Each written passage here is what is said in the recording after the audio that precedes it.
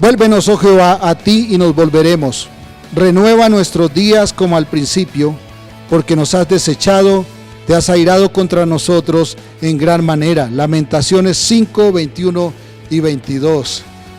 Bienvenidos todos, esta mañana estamos gozosos de estar con ustedes. Qué bendición poder llegar hasta sus casas a través de estos canales. Dios les bendiga y gracias por acompañarnos. Vamos a orar. Señor, gracias porque nos concedes el privilegio de congregarnos para alabarte, para aprender de tu palabra, para gozarnos y para tener comunión los unos con los otros. Gracias por cada persona que nos acompaña, por cada uno, cada familia a la cual llegamos a través de estos canales en YouTube y en Facebook.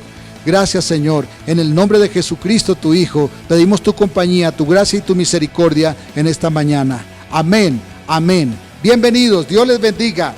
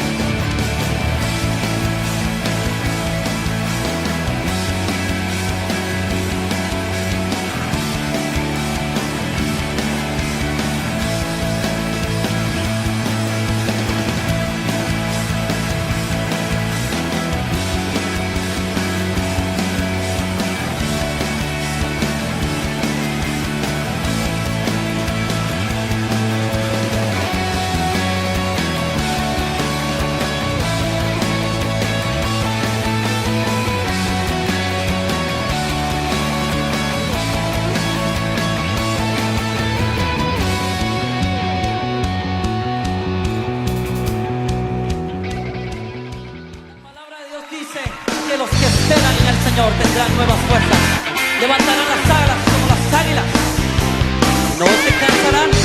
Vamos a ir fuerte.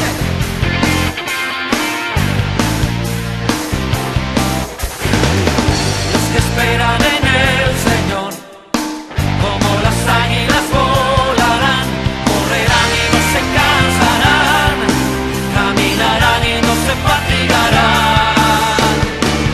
Los que esperan en el Señor, como las águilas volarán, correrán y no se cansarán, caminarán y no se fatigarán. Él esfuerza al cansado y multiplica las fuerzas al que no tiene ninguna. Y los jóvenes flaquean y no tienen más fuerza, pero en Él hay fortaleza. No desmaye tu corazón, esfuérzate en el Señor, Él es tu luz y salvación.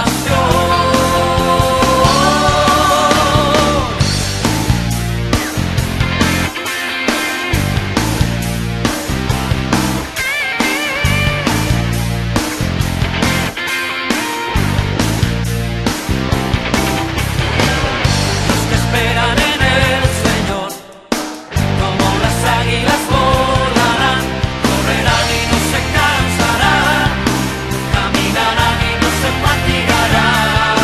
Los que esperan en el Señor, como las águilas volarán, correrán y no se cansarán, caminarán y no se fatigarán. Él esfuerza al cansado y multiplica las fuerzas al que no tiene ninguna.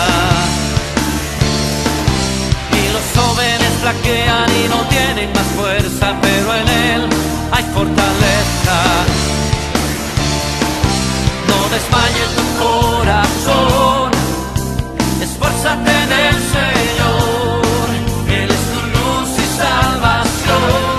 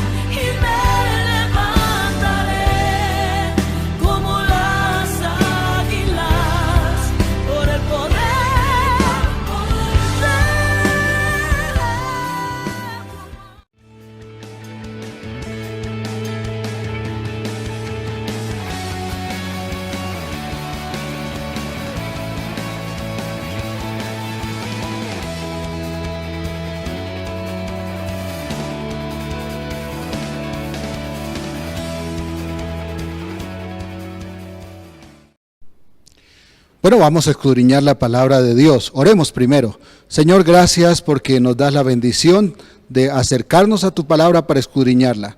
Padre, que tu Espíritu Santo hable a nuestro entendimiento y podamos comprender tu palabra, ponerla en práctica, ser obedientes. Perdónanos, Señor, tanta rebelión y ayúdanos para que cada momento estemos dispuestos a escuchar tu voz y a seguirla, a oírla y a obedecerla. En el nombre de Jesucristo, tu Hijo. Amén. Amén. Vamos a tocar esta mañana el tema acerca de por qué insistir en fracasar. Y para ello vamos a leer allí en San Juan capítulo 21, San Juan capítulo 21, versículos 3 al 17. Dice así la palabra de Dios. Simón Pedro les dijo, voy a pescar. Ellos le dijeron, vamos nosotros también contigo. Fueron y entraron en una barca y aquella noche no pescaron nada. Cuando ya iba amaneciendo, se presentó Jesús en la playa, mas los discípulos no sabían que era Jesús. Y les dijo, hijitos, ¿tenéis algo de comer? Le respondieron, no. Él les dijo, echad la red a la derecha de la barca y hallaréis. Entonces la echaron y ya no la podían sacar por la gran cantidad de peces. Entonces aquel discípulo a quien Jesús amaba dijo a Pedro, es el Señor. Simón Pedro, cuando oyó que era el Señor, se ciñó la ropa porque se había despojado de ella y se echó al mar. Y los otros discípulos vinieron con la barca arrastrando la red de peces, pues no distaban de tierra sino como 200 codos, estos son más o menos 122 metros. Al descender a tierra vieron brasas puestas y un pez encima de ellas y pan. Jesús les dijo, traed de los peces que acabáis de pescar.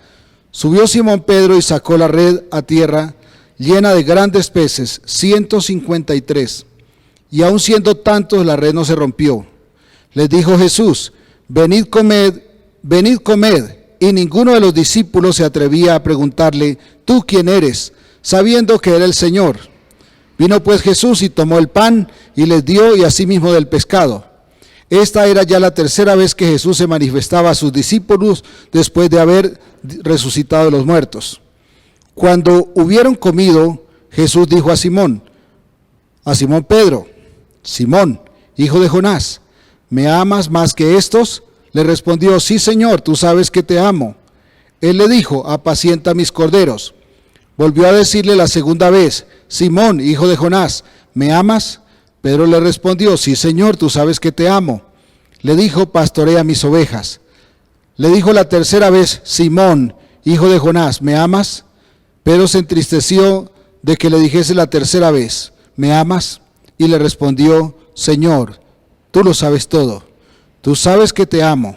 Jesús le dijo, apacienta mis ovejas. En el estudio anterior descubrimos cómo Jesús cruza la vida de Simón y sus compañeros Jacobo y Juan en un momento crucial. Habían pasado toda la noche echando la red al mar y no pudieron pescar nada. Por tanto, cansados regresaban a casa con sus manos vacías. Jesús apareció por primera vez en su vida y viendo la frustración de ellos les ordenó echar de nuevo la red. Y en un acto milagroso llenó sus barcas con tal abundancia de peces como jamás lo habían visto ellos en su larga carrera de pescadores. Si observamos bien, concluimos que el fracaso de Simón y sus compañeros esa noche estaba trazado en la voluntad de Dios para volverlos a abrazar el plan que el soberano había dispuesto para ellos, enseñarlos a pescar hombres. Y para ello debía sacarlos de su actividad habitual, es decir, de ser pescadores en el mar. También vimos cómo la dificultad lleva a muchos a la frialdad espiritual. Y hablando específicamente de la dificultad que hoy atraviesa el mundo, ha enfriado a muchos. Quizás este es el caso de algunos oyentes en este momento. Se sienten enredados y sin salida porque Dios tiene planes diferentes para su vida y sencillamente están haciendo otra cosa. Una cosa que todo hijo de Dios debe entender es que nada de lo que le pasa ocurre sin que Dios tenga un propósito específico en su vida, en cada situación que atraviesa. Veamos esta promesa, y esto está en Romanos capítulo 8, versículo 28. Romanos 8, 28 dice, y sabemos que a los que aman a Dios todas las cosas les ayudan a bien. Esto es, a los que conforme a su propósito son llamados. Todo, absolutamente todo ayuda para bien a los que aman a Dios. La pregunta es, ¿usted ama a Dios? Porque hay una condición para que todo lo que ocurre en mi vida y en la suya sea una bendición y no una tragedia. Amar a Dios. A quien no ama a Dios no lo cobija esta promesa. Para que todo obre para bien en su vida, debe asegurarse de que ama a Dios en verdad. Recuerde que este es el primero, el más grande y el más importante mandamiento de toda la Escritura, la voluntad de Dios para con los hombres. En Marcos capítulo 12, versículo 30, Marcos 12, 30, dice así: y amarás al Señor tu Dios con todo tu corazón y con toda tu alma y con toda tu mente y con todas tus fuerzas. Este es el principal mandamiento. Si usted ama a Dios, trabajará para agradarlo, para edificar su fe, para honrarlo en todos los actos de su vida. Eso, amado hermano, eso, hijo de Dios, eso es santidad. Entonces todo lo que le pasa obrará para bien. Pero hay una condición: amar a Dios, amar a Dios. Una vez más le pregunto, ¿usted lo ama o simplemente quiere servirse de Él porque lo necesita? Pedro, en su terrible pecado, había jurado no conocer ni tener nada que ver con Jesús. Pero cuando Él resucitó y se apareció a las mujeres, es decir, cuando Jesús resucitó, les dijo a estas mujeres: díganles a los discípulos y a Pedro que vayan a Galilea y allí me verán. Marcos 16:7 está esta cita. Es como si Jesús dijera: aunque Pedro juró que no me conocía, todavía yo lo amo y aún tengo planes especiales para él. Los discípulos en efecto se fueron a Galilea, pero al parecer no tenían en mente ver al maestro, porque cuando Jesús se les aparece, los halló pescando como la primera vez, como el día que se les atravesó en su vida por primera vez allí en el lago, en el mar de Galilea. Estaban otra vez pescando. Pedro y los discípulos que estaban allí pescando con él habían dado marcha atrás en su llamado, habían echado reversa. Ese llamado que Jesús les había hecho 3 años y medio antes, cuando les propuso hacerlos pescadores de hombres. Ahora de nuevo con ellos Jesús los llama y pregunta: hijitos, ¿han pescado algo? ¿Tenéis algo de comer? La respuesta no se hizo esperar: nada. Y les dice entonces: echad la red a la derecha. Ellos lo hicieron y ocurrió un gran milagro, así como había pasado la otra vez 3 años y medio atrás. ¡Qué confrontación para Pedro y los demás! Esos 3 años y medio atrás, Jesús los había encontrado en la misma situación. Regresaban a casa con sus manos vacías. Toda la noche pescando y no tenían nada. Toda una noche de gran esfuerzo y volvían cansados, desilusionados y vacíos. Cuando Pedro supo que quien les hablaba era el mismo Jesús crucificado días antes, se vistió y se lanzó al mar porque se había despojado de su ropa. Estaba desnudo, pero más que desnudo físicamente, él se sintió desnudo en su alma porque se dio cuenta que había dado reversa. Se sintió sin excusa, sin argumento válido delante del Señor. Insistía infructuosamente en volver al mar a pescar, aun cuando Jesús los había llamado para ser pescadores de hombres. Jesús una vez más les prueba que el resultado de cualquier proyecto en la vida no depende de la habilidad para hacerlo, sino primordialmente de lo que Dios decide y envía, especialmente lo que tiene que ver con sus hijos.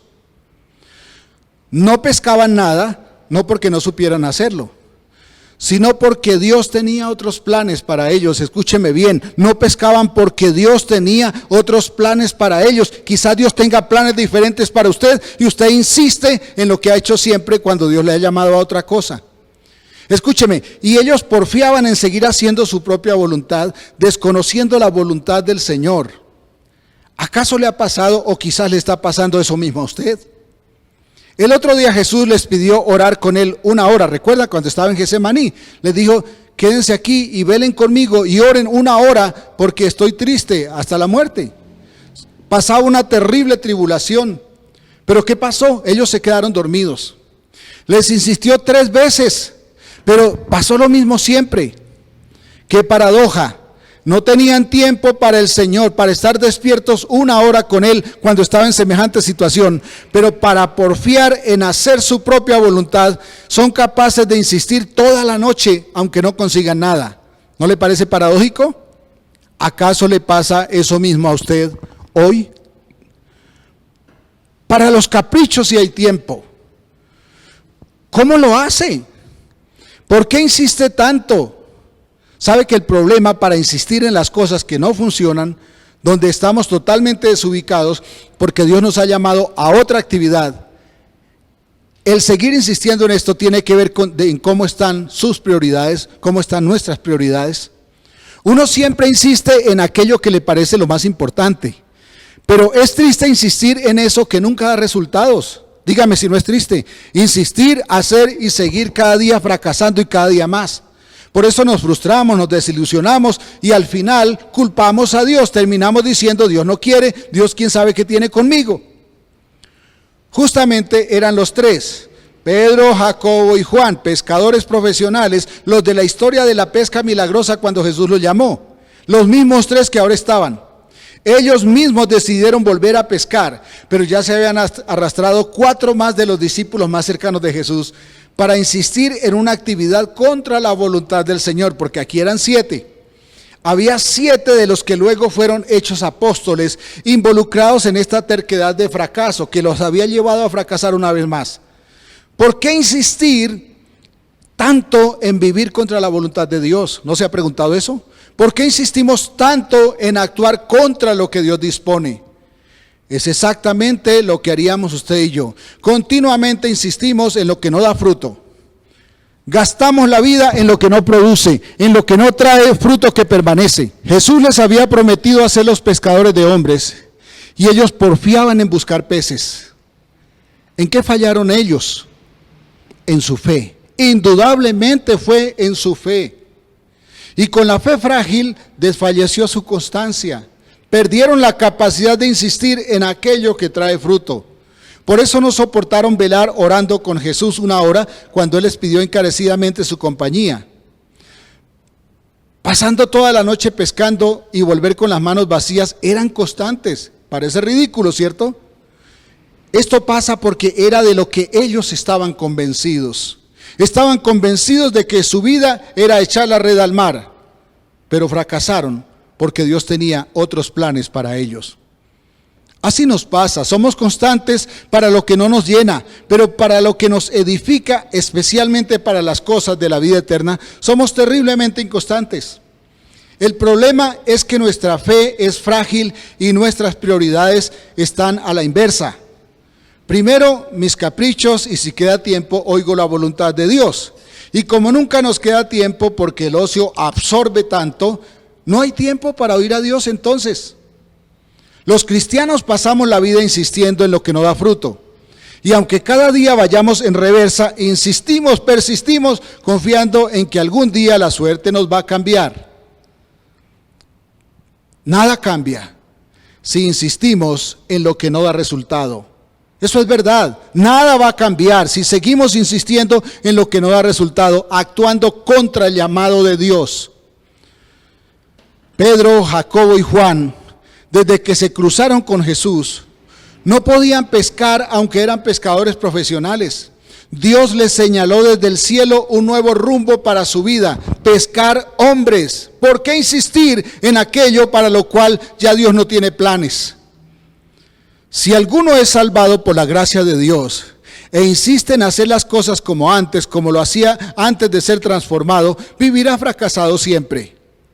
Dios le ha escogido para propósitos superiores, pero esta persona insiste en resolver todo a la manera del mundo.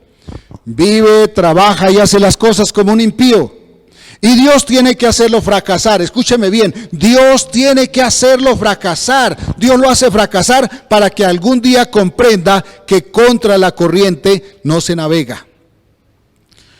Como dijo el gran predicador Charles Spurgeon, el príncipe de los predicadores, cuando el sobrino de la reina Victoria, cuyo nombre estaba en la línea de sucesión al trono, se graduaba en su escuela de predicadores, la escuela del predicador Spurgeon, le dijo: si Dios te ha llamado, a ser predicador de su palabra, no te rebajes a ser el rey de Inglaterra. Qué palabra tan dura. Si Dios te ha llamado a predicar su palabra, no te rebajes a ser el rey de Inglaterra. Tal vez usted quiere insistir en hacerlo a su manera.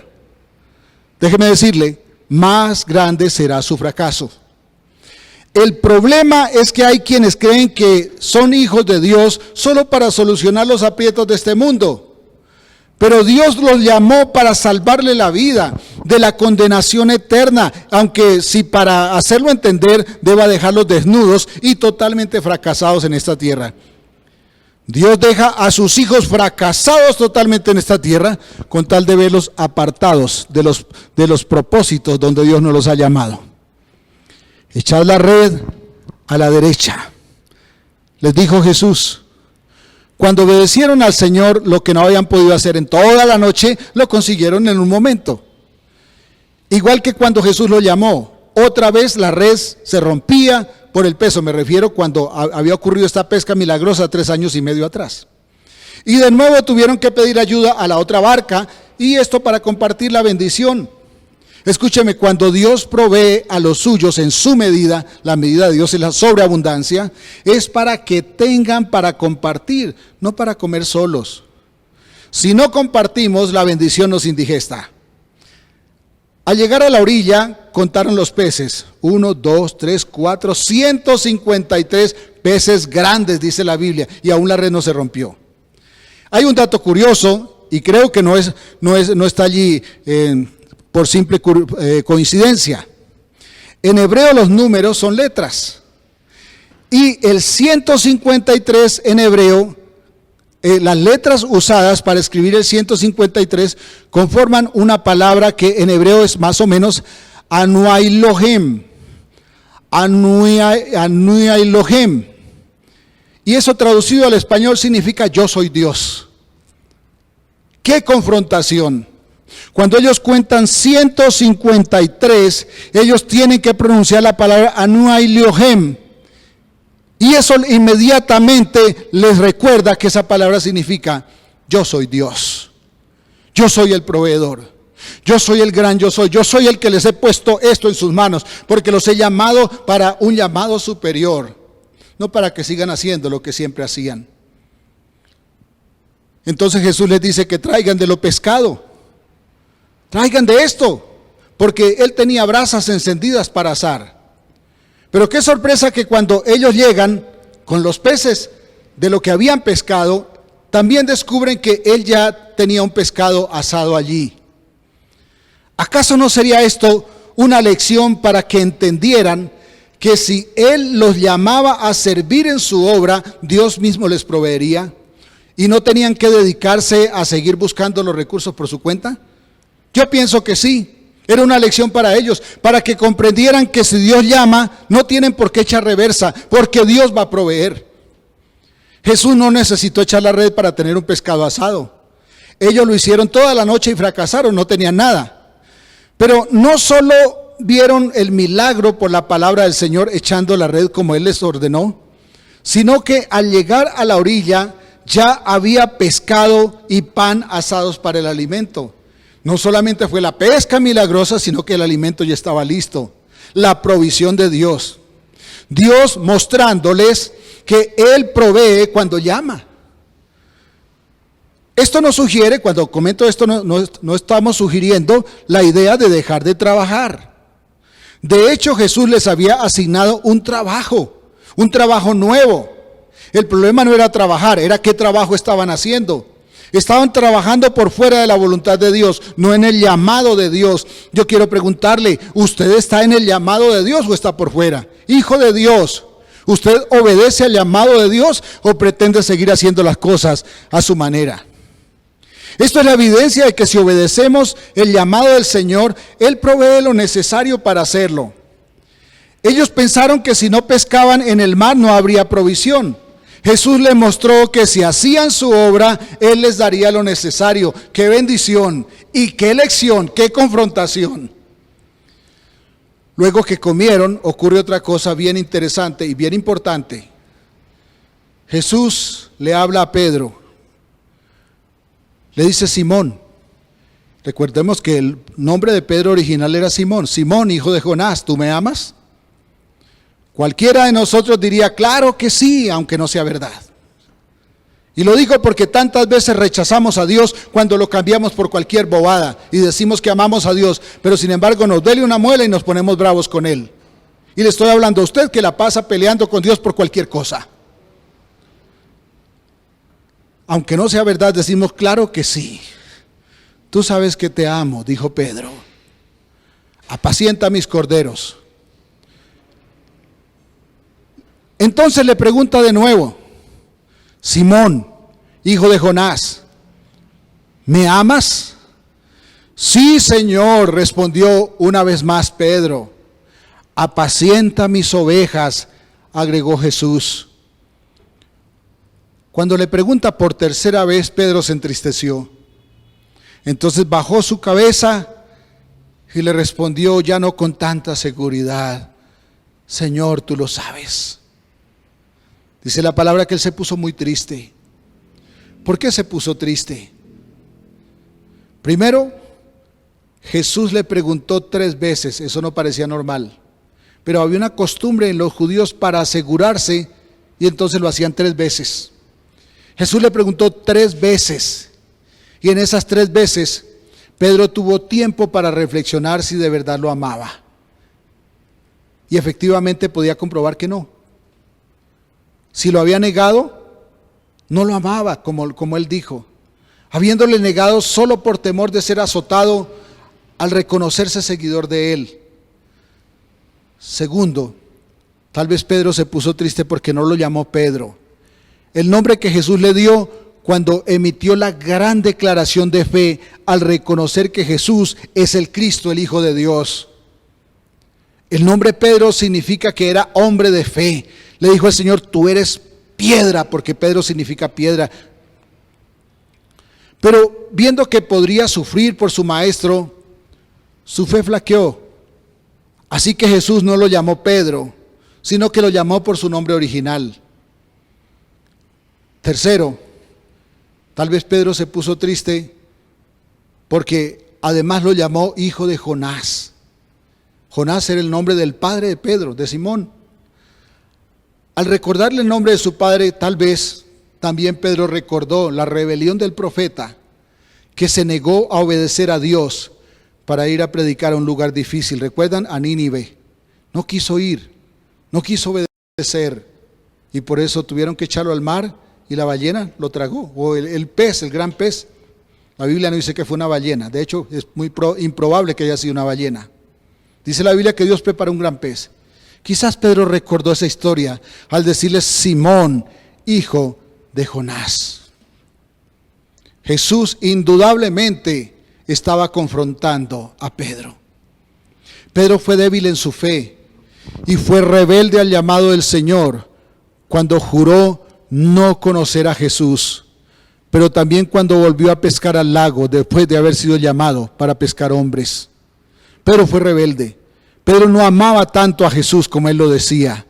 Tal vez nos pasa, decimos públicamente amo a Dios, pero luego lo cambiamos por cualquier plato de lentejas como lo hizo Esaú.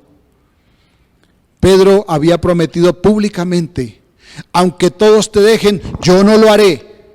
Y si tengo que dar mi vida por ti, lo haré. Eso le dijo a Jesús. Pero ese mismo día juró no conocer a Jesús, porque temió la ira de los religiosos que buscaban a Jesús para matarlo. Además, ahora volvía a pescar dejando el llamado de Jesús. Otra rebelión. Estaba haciendo lo que Jesús le había dicho que no hiciera. Se estaba volviendo a aquello de donde Jesús le había sacado para hacerlo pescador de hombres. Pero de paso se llevó otros 6 de los escogidos para el apostolado. Vamos a pescar y ya eran 7. Jesús lo confronta con su cobardía. Esa cobardía que nos pasa tanto a usted y a mí. Y Jesús nos está confrontando hoy. Y Pedro se entristeció al sentirse un fracasado que no cumplía sus promesas. Tal vez le ha pasado a usted. ¿Cuántas veces nuestro ánimo cae al piso cuando sentimos que fracasamos, intentando cumplir nuestros deberes como miembros de la familia y las demandas del Señor para sus hijos y no damos tregua porque siempre caemos. El problema cuando uno promete y no cumple es que la frustración siempre lo hace caer más al fondo de donde estaba antes de prometer la última vez. Es decir, cada vez que alguien promete e incumple, cae más abajo de donde estaba antes. Y así lo hace hasta llegar a lo más profundo. Esa es la debilidad, el gran fracaso del ser humano. Somos un fracaso prometiendo porque siempre incumplimos. Usted que tanto le ha prometido a Dios y tanto le ha incumplido, por eso se siente terrible hoy. Esto es para usted. Con esto no le estamos juzgando, con esto le estamos diciendo, debe venir al Señor, porque el poder para salir adelante no es suyo, es del Señor a través del Espíritu Santo por su palabra. Y la persona que cae, cada vez cae más profundo y es peor. Le hablo a usted que pierde su hogar hoy, porque promete ser fiel y no ha cumplido. A usted que está perdiendo sus hijos porque su impotencia lo hace ser cruel. A usted que jura dejar el vicio, cualquiera que sea, pero su voluntad siempre ha sido inferior al poder de su adicción.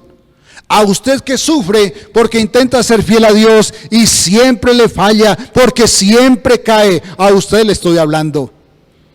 Seguro esta historia lo confronta en su más sentida debilidad y lo hace identificar con Simón el fracasado.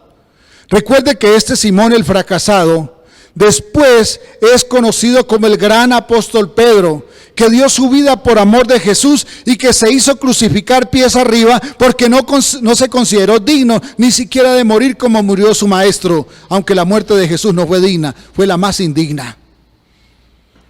¿Qué le pasó? Cristo restauró su fracaso.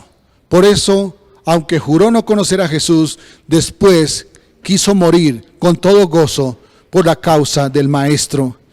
Y lo que una vez fue su mayor debilidad por esa restauración que operó Jesús y su palabra por el Espíritu Santo, eso que fue su mayor debilidad, Jesús lo convirtió en su gran fortaleza. Porque desde ese día ya no actuaba por sus propias fuerzas, sino en el poder del Espíritu Santo que le fortalecía. Dice la palabra de Dios, llevamos este tesoro en vasos de barro para que la excelencia del poder sea de Dios y no de nosotros. Ya no sería Simón el hijo de Jonás, que se achicaba ante la dificultad, que renegaba de conocer a Jesús. Ahora ya no es ese Simón, el cobarde, ahora es el Pedro, el que estaba listo a morir por llevar en su vida las marcas de Jesucristo. El problema suyo, hermano, hermana, es que vive luchando en sus fuerzas y no ha experimentado, no ha vivido lo que es vivir por el poder de Dios. Por eso alza su voz y dice, en el nombre de Jesús salgo de esto, y no pasa nada, porque sigue intentando por su propia fuerza. No basta decir en el nombre de Jesús tal cosa, hay que abrir el corazón para que Él haga su voluntad. Cuando los discípulos echaron reversa y volvieron al mar a pescar, estaban reversando el llamado de Jesús. No haga usted lo mismo. No reverse el llamado de Jesús. Él ha puesto un llamado solemne, grande en sus manos, como para que ahora lo cambie por lo que ha hecho siempre. No ha sido confrontado con su realidad para que doblegue su voluntad y reconozca que de espaldas a Dios no va a conseguir ninguna victoria que sirva. Por eso está fracasado. Necesita ser confrontado. Necesita encontrarse con Jesús de frente y que le pregunte, ¿tenéis algo de comer? Y que usted le diga, Señor, nada, no he conseguido nada. Cada vez se siente más impotente para hacer lo que Dios le pide. Y no entiende que fracasa porque su vida espiritual está raquítica. Pues vive para alimentar su estómago y su ego. Y no oye la voz de Dios que alimenta su espíritu, haciendo su voluntad revelada en la Biblia, que es la palabra de Dios, la santa voluntad de Dios. Entonces pide ayuda en oración, porque siente que su petición no pasa del techo de su casa. No está mal pedir ayuda, está bien. Lo triste es que usted se frustre al ver que su fe no sirve para matar una fiebre de apenas 37 grados. O que pasa apenas los 37 grados. Jesús restaura a Pedro en ese momento porque Él murió para llevar la frustración y la impotencia de todos los que hemos caído a lo más bajo del fracaso. Porque nuestra voluntad siempre resulta inferior a la responsabilidad. Por eso vivimos caídos hasta que Cristo nos levanta. Dios nos ama. Escúcheme bien. Dios le ama. aunque le hayamos dado la espalda una y otra vez. Claro, Él no nos va a llevar al cielo así como vivimos, rebeldes y fracasados. Él debe restaurarnos. Y hoy Dios lo está llamando a usted a esa restauración, para sacarlo de la postración y llevarlo a comprender el propósito del Señor. Usted debe entender el propósito que Dios puso en usted, para que ya no viva más obstinado haciendo las cosas a su manera, sino que empiece a experimentar lo que Dios quiere obrar en su vida. Eso es hermoso. Sentir que Dios hace su voluntad es muy satisfactorio. Eso llena la vida de gozo. Escucha ahora el llamado del Señor. La voz del Señor que dice: venid a mí los que estáis trabajados y cargados, y yo os haré descansar. Mateo 11:28, allí está ese texto. Dios no quiere que usted sepa hablarle bonito. Él quiere que aprenda a amarlo. Usted y yo debemos aprender. Esto hay que aprenderlo. Hay que aprender a amar a Dios. Quien no aprende a amar está dispuesto a lo que sea. O quien aprende a amar está mejor, al contrario, dispuesto a hacer lo que sea por aquel que ama. Quien no aprende a amar está destinado al fracaso. Dios busca a quien lo ame y esté dispuesto a adorarle en soledad, en la enfermedad, en el dolor, en la tristeza, dispuesto a dar su vida por Él, porque el amor nos hace poner la vida por quien amamos. Tal vez usted ha vivido para procurar beneficiarse de Dios, no para servirle, y eso es egoísta. Eso es santo, eso no es santo, es pecaminoso. Vea lo que dijo Job por amor de Dios. Vamos a parafrasear: aunque me quites la vida, te seré fiel, porque yo sé que mi Redentor vive. Job enterró sus 7 hijos y todas sus hijas. Perdió todas sus posesiones en un día. Perdió la salud. Incluso su mujer no fue más su ayuda idónea y le aconsejó maldecir a Dios, pero seguía fiel. Sus amigos más cercanos lo acusaron de haber hecho algo malo para que Dios lo castigara de tal forma. Ese es el hombre. Job es el hombre que ama a Dios. Es la relación que un hijo guarda con el Señor. Es la relación que usted y yo debemos aprender a tener con Dios. Este no es tiempo para decir que amamos a Dios, así de palabras. En estos tiempos difíciles que anuncian el regreso inminente del Señor, que la maldad ha llegado al colmo, el amor por nuestro Padre se tiene que evidenciar en los hechos. Es decir, en la forma como asumimos cada momento que nos ha tocado vivir. Tal vez nada parecido a lo que vivió Job. Tal vez ninguno de nosotros hayamos pasado por lo que pasó Job, pero momentos difíciles para muchos, especialmente más para unos que para otros. Es el momento para que el mundo vea los gigantes de la fe de estos tiempos. En estos tiempos también tiene que haber gigantes, gente como Job, gente como Elías, gente como Abraham, gente como Gedeón. Debe haber personas como ellos, como el apóstol Pablo, como el apóstol Pedro, con dificultades, con debilidades, pero confrontados y transformados para seguir el propósito del Señor y dejar de una vez por todas los propósitos ajenos a los del Señor. Hacerlo, hermanos, es negar la provisión. Quejarnos, desesperarnos es negar la provisión. El amor y la misericordia de Dios se niega cuando nosotros nos desesperamos. Los pecadores, dice la palabra, se afanan por conseguir las cosas materiales de este mundo. Los pecadores viven pensando cuánto me voy a ganar hoy. Pero dice la palabra de Dios: vuestro Padre Celestial sabe que tenéis necesidad de todas estas cosas. Mateo 6:32. Por eso, cuando usted se sienta frustrado, vaya a su aposento, cierre las puertas y ore a su Padre en lo secreto. Confiese sus pecados, vuélvase al propósito de Dios, y el Padre que ve en lo secreto le recompensará en público. Mateo 6:6. Mi Dios pues suplirá todo lo que os falta conforme a sus riquezas en gloria en Cristo. Filipenses 4:19.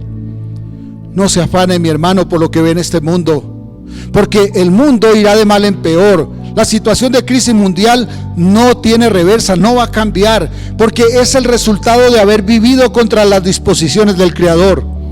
Pero su frustración, su desilusión, su fracaso sí puede tener reversa. Eso puede cambiar si usted es un hijo legítimo que tiene una relación personal con Dios y tiene toda esperanza, porque la iglesia de Jesucristo no está empeorando ahora. La iglesia vive un momento de santificación, no está en crisis.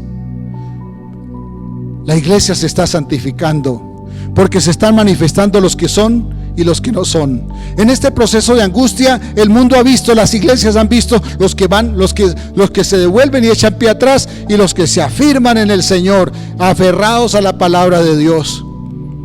La iglesia vive de victoria en victoria, porque su poder para vencer desciende de lo alto, del Padre de las luces, el todopoderoso Rey de Reyes. Vaya a su aposento y dígaselo en secreto, y Él le responderá en público.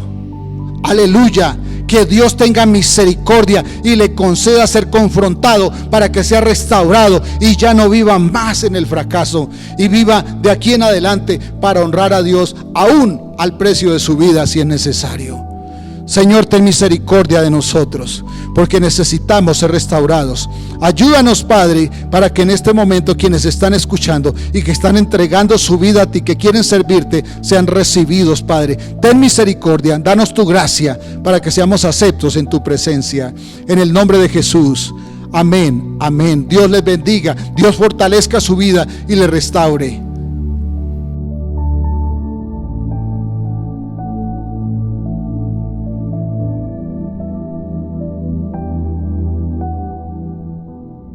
Abrimos nuevamente la palabra de Dios en este momento en el Evangelio de Mateo, el capítulo 26 y los versículos 26 al 29.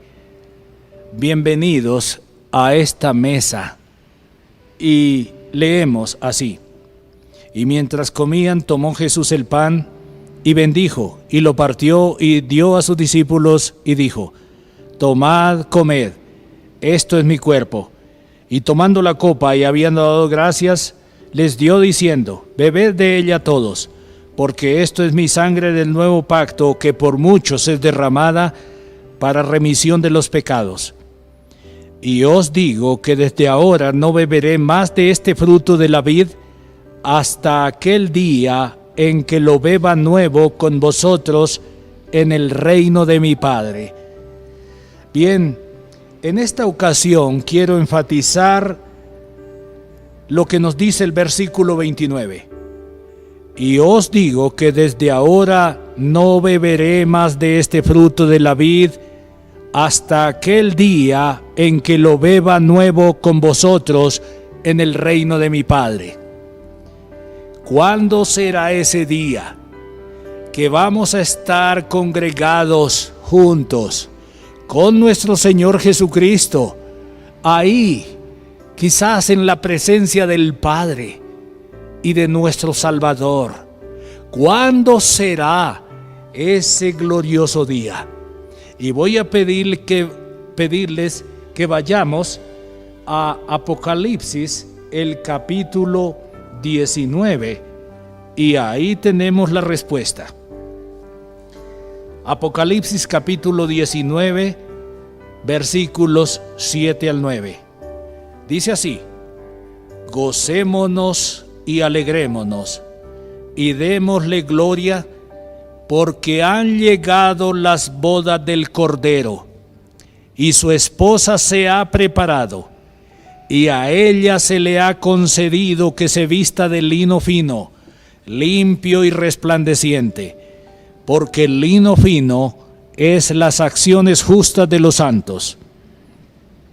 Y el ángel me dijo: escribe, bienaventurados los que son llamados a la cena de las bodas del Cordero.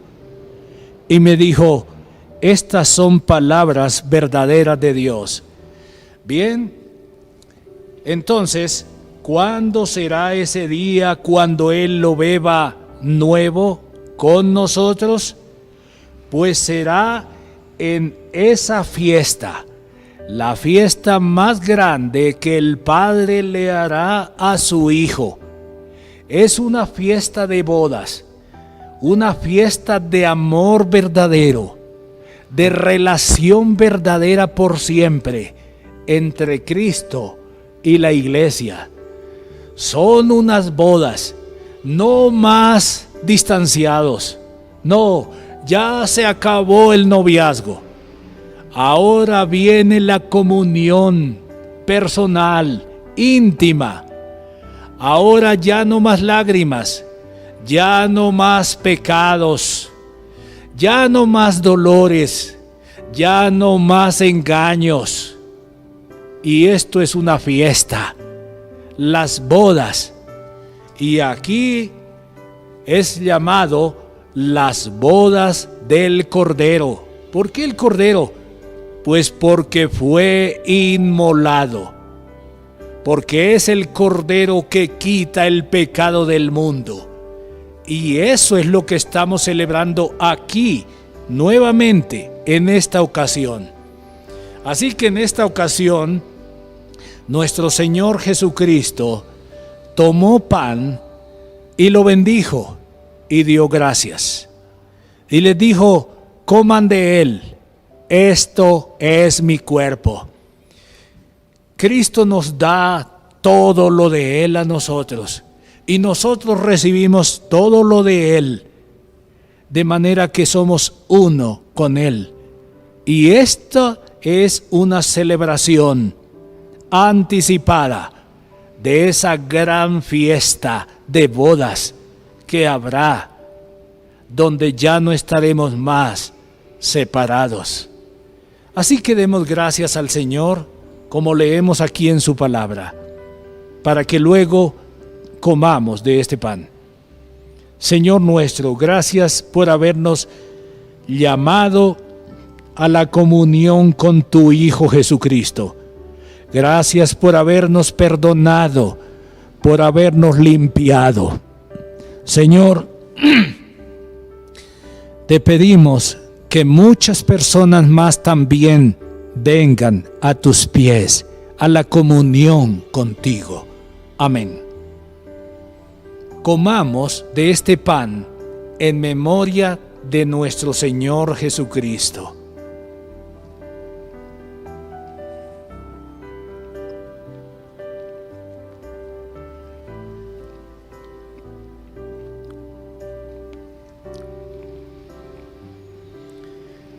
También leemos aquí que tomando luego la copa y habiendo dado gracias, les dio a los discípulos y les dijo: bebed de ella todos, esto es mi sangre. Señor, te damos gracias porque nos has lavado en tu sangre preciosa.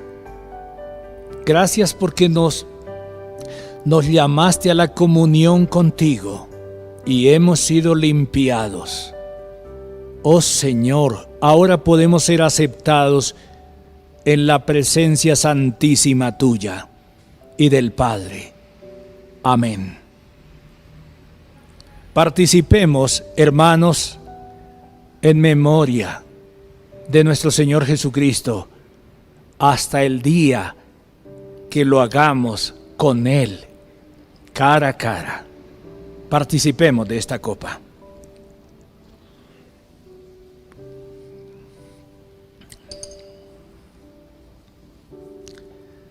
Señor, también te pedimos por las personas que todavía no han venido a tus pies, para que por tu palabra, por tu gracia, por tu misericordia, ellos vengan postrados a tus pies y participen también de la comunión contigo.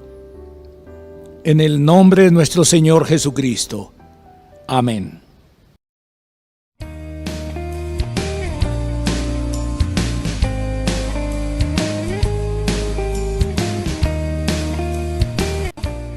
Muy buenos días, iglesia. Un abrazo para todos ustedes y para todos nuestros niños.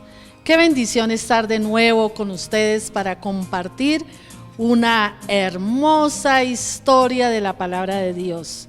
Ahora veremos esta historia llamada Isaac, el hijo de Abraham. Sara no podía darle hijos a Abraham porque era estéril. Además, los dos ya estaban muy viejos, pero el Señor les había prometido un hijo y hacer de Abraham una nación grande y un pueblo escogido para Dios. Pero un día Dios le pidió a Abraham que sacrificara a su hijo Isaac en un altar de fuego.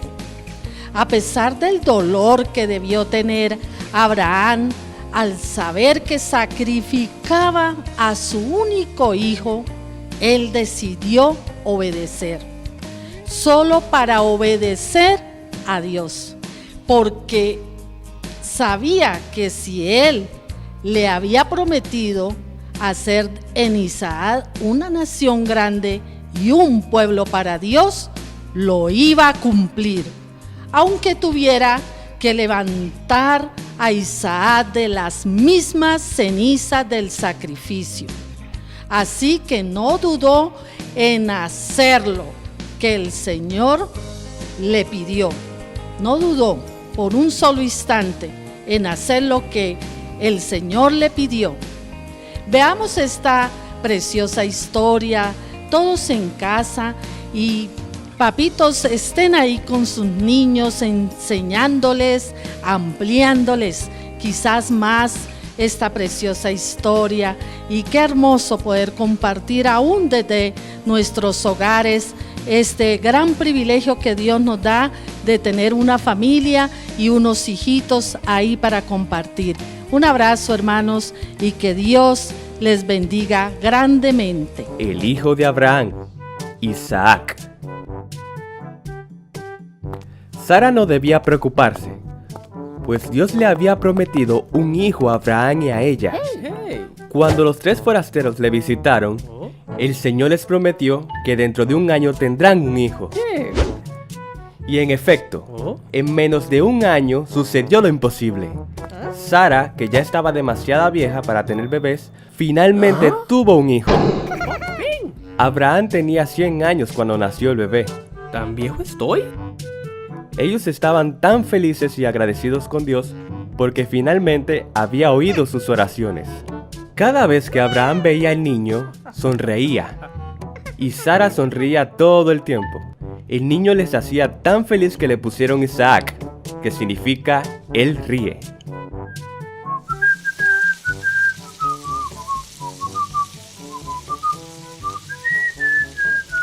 Mano derecha, hey. Un tiempo después, Abraham oyó la voz de Dios que decía: Abraham, toma a tu hijo, a tu único hijo Isaac. Sé cuánto lo amas, y por eso te pido hacer esto que es tan difícil. Quiero que me devuelvas a Isaac en una ofrenda. Abraham no dijo nada. El Dios que él conocía jamás querría que él matara a su propio hijo. Abraham sabía que él podía decidir no confiar en Dios. Podía decir que no, correr atemorizado y tratar de esconderse. Pero él desde un principio estaba decidido qué hacer. En la mañana siguiente, Abraham despertó a su hijo muy temprano. Ven, Isaac, vamos a dar un paseo. Como Isaac ya era un joven, Abraham le hizo cargar la leña. Le dijo a su hijo que le iban a ofrecer un sacrificio a Dios. Abraham llevaba el cuchillo. Algunas veces, Isaac le había hecho ofrendas a Dios para darle gracias, pero esta vez era diferente. Algo faltaba. Papá, le dijo Isaac, dime, hijo mío, tengo la leña, pero ¿dónde está el cordero que sacrificaremos como ofrenda?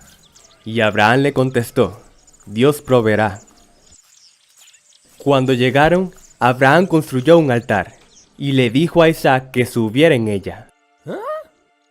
¿Yo? Isaac miró a su padre y pudo ver en sus ojos el amor que sentía por él.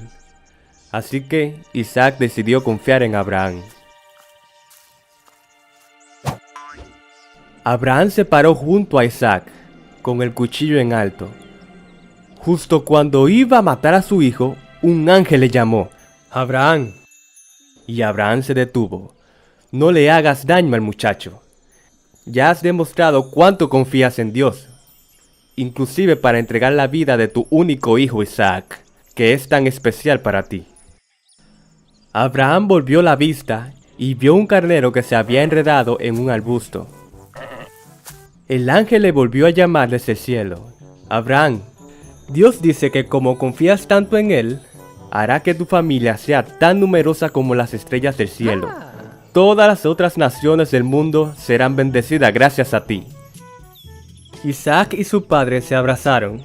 Tanto el padre como el hijo se sentían tan felices de estar juntos nuevamente.